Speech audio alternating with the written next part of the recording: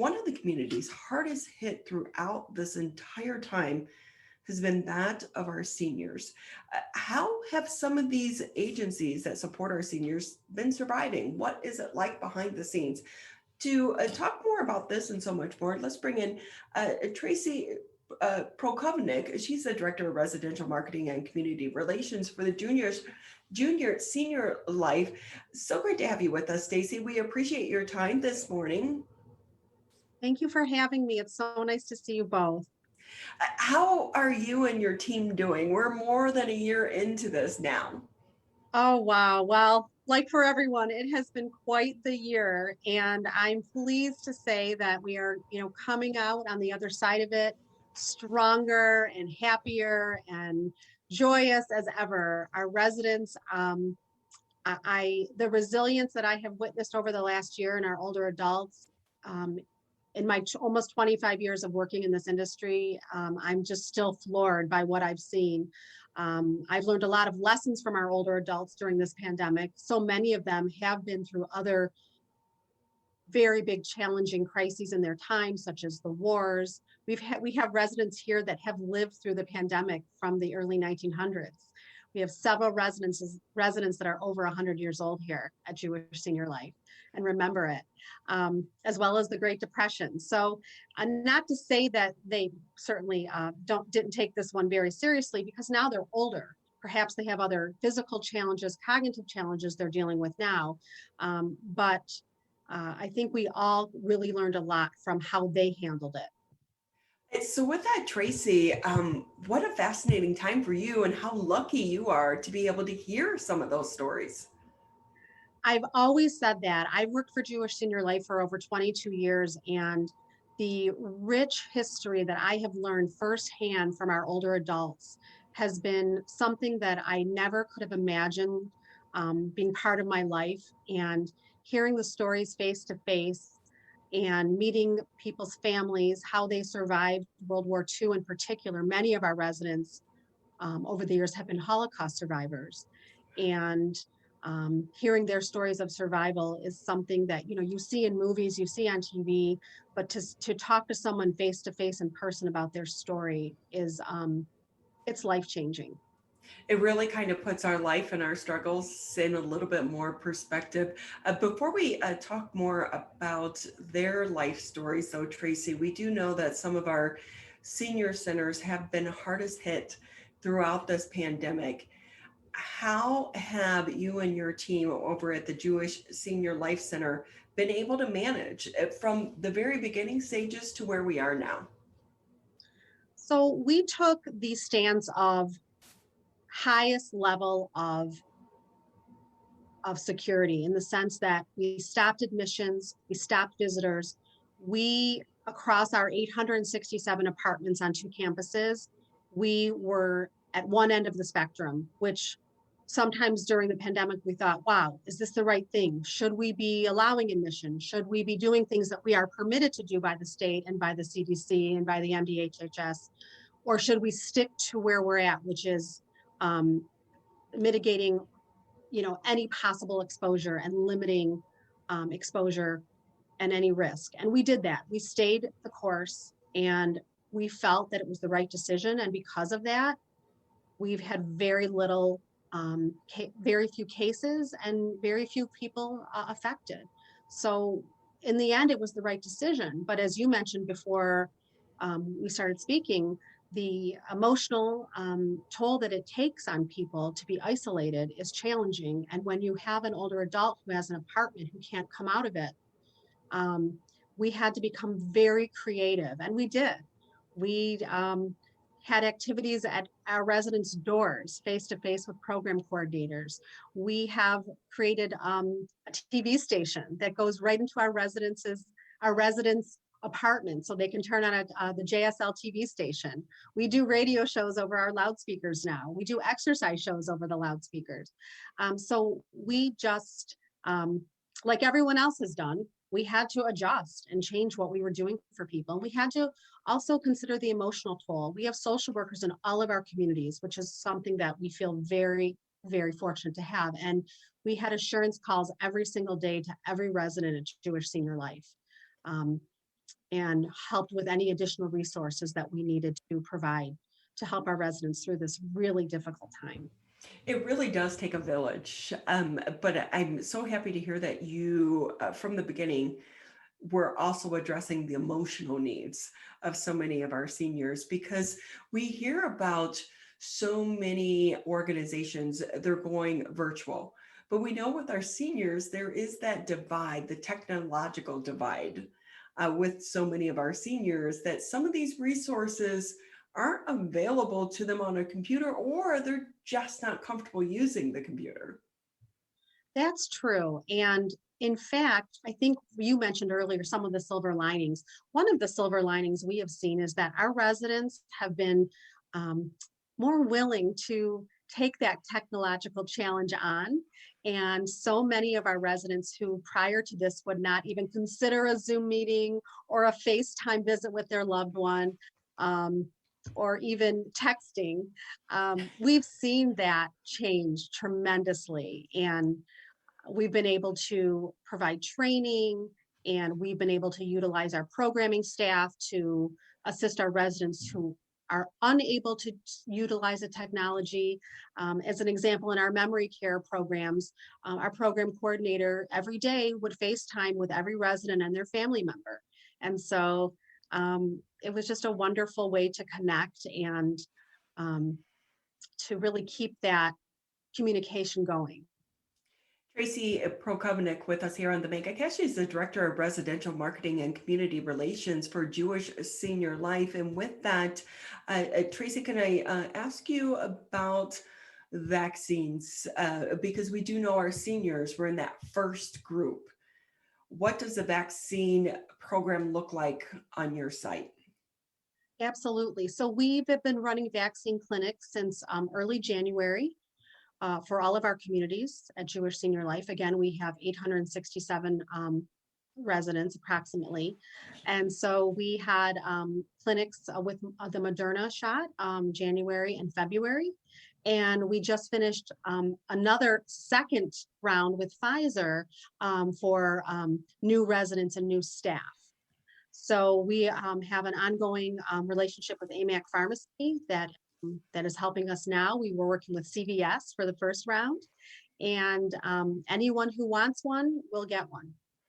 So Tracey, what has been the difference that you've seen now that so many people are getting vaccinated? Do the seniors feel more comfortable, but also does it allow for their family to come in and visit them?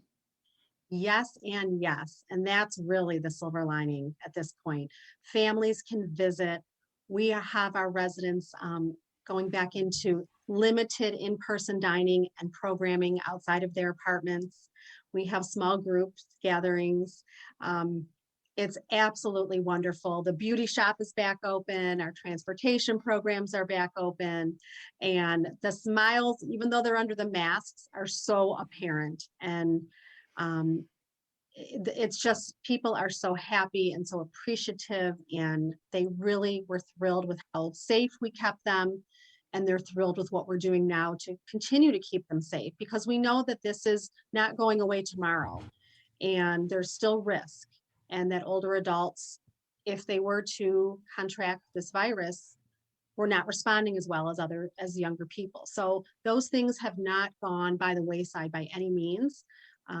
But we're out and about again, and it's been really wonderful for us here at Jewish Senior Life.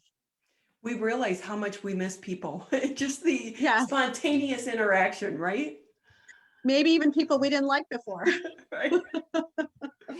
And so with that, Tracey, too, I think that you are in such a unique position in that you are able to listen to these stories, these life stories of some of your clients that have lived through these unprecedented times. So for those that lived or remember the Spanish, pandemic back in 1918, so long ago, are they able to share stories with what they went through? Because one thing that's going to be so different between the two times is the documentation.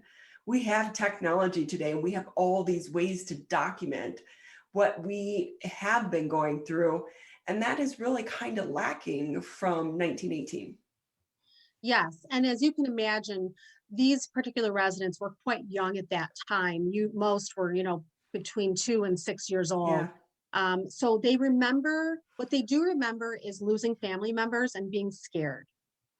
And, as a child, when you have that trauma, it really shapes who you are as you get older. And in that time too, there wasn't the mental health component that we have so openly offered now. So perhaps um, they weren't able to have the emotional support that maybe we could provide now for people going through this pandemic. And we have seen the mental health toll on all ages for this pandemic. So it really makes me wonder, how, because they were in survival mode, and then how did it shape their life? And I can tell you, as I've met them, as they've been older adults, I see strength, resiliency, acceptance, and I see really wonderful qualities. So it gives me hope for all of us who have gone through this crisis, that we will come out stronger and better. I really wonder. I mean, we are so blessed to be able to, if we're going to live through a pandemic, which we all hope never happens again in our lifetimes. And we have the technology this time around, and it really has allowed us to stay connected with people and continue on with life. So you really wonder, what was it like so many decades ago? We're talking with the Tracey Proghovnick. She is the director of residential marketing and community relations for the Jewish Senior Life. And with that, Tracey, do you guys have openings right now, or are you pretty much booked solid? We do have openings right now. We're fortunate enough that we are a nonprofit and we offer subsidized housing for older adults in West Bloomfield and Oak Park. So it's based on income and it's affordable housing.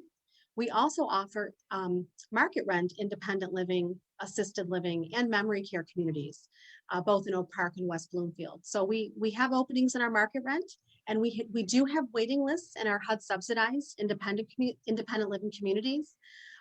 But it's great to get on a waiting list. We have 4 of these opportunities, and we welcome people of all faiths and beliefs to give us a call and inquire. I'd be happy to speak with anyone about what we offer and what the right fit is for your family. And if we're not the right fit, I'm always happy to talk to you about other options in the community, as I've been doing this for almost a quarter of a century. Have you found, especially now because of the crisis, that so many organizations are really coming together and supporting one another? Yes, and I would say it's been a long time coming, and this could not have been a better, if you will, better time for this to happen. The support we have seen across all agencies over really in Oakland County and the state of Michigan and the Jewish community has been um, unbelievable. I mean, really, I've not seen anyone have an unmet need in what I see in my work and in my personal life, and it's actually extremely heartwarming. So I It's would, how we should be. right? And I would think that this has been a roller coaster ride for you and your staff members, along with the public as well as your residents. But we do like to leave people kind of on a positive note. And more than a year into this, what do you think has really, come to fruition because of the pandemic that you have found out is a better way to operate, or a better program that is going to stick around on the backside of this crisis? Well, I think something you mentioned earlier, the technology, the safety measures, all of the things that have made us stronger, and the reminder that we have to adjust in life and that things are going to change quickly as they have. And I think we've all been able to realize that it's it's not black and white, it's gray, and it's always going to be that way. And in order to be successful and to keep our residents happy, healthy, and safe, we have to be ready to change in a minute.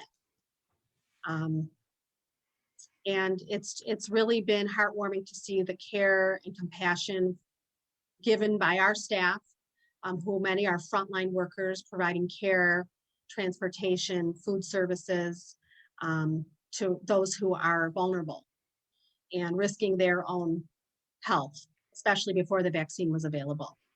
Yeah. They say the only thing constant in life is change. It couldn't be truer. But for so many of us, though, we get stuck in our routines, and even more so, so many times the older we get as well. Because I know some people they're still on a flip phone, and that's for the ones that even have the cell phone, and so it can be hard to kind of push them and nudge them into this life of change.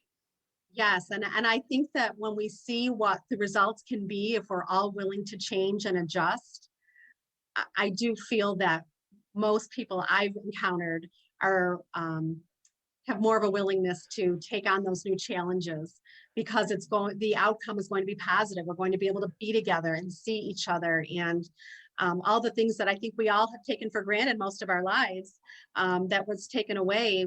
If we can do these things and make some small changes in our lives, that we can continue on a positive trend.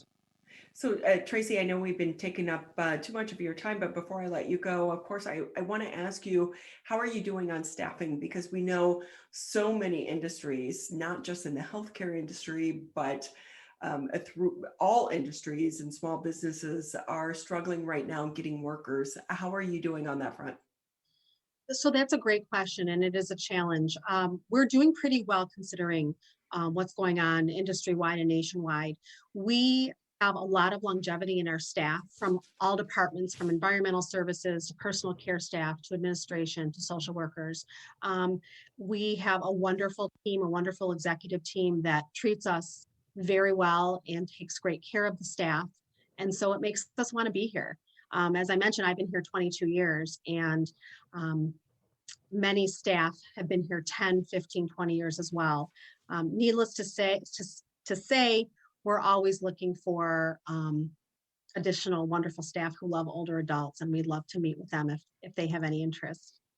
Well, and just imagine the stories and the life lessons that you can get on the job working for the Jewish senior life. So, with that, Tracey, we want to say thank you again for your time. We so appreciate it. Thank you so much for having me, and be well. Thank And you. before we say goodbye, what's your website if people want more information? Sure. JSLMI.org. Tracey, thank you again. Tracey Proghovnick, she's the Director of Residential Marketing and Community Relations for the Jewish Senior Life. We appreciate your time. Happy Friday to you and your team. Take care.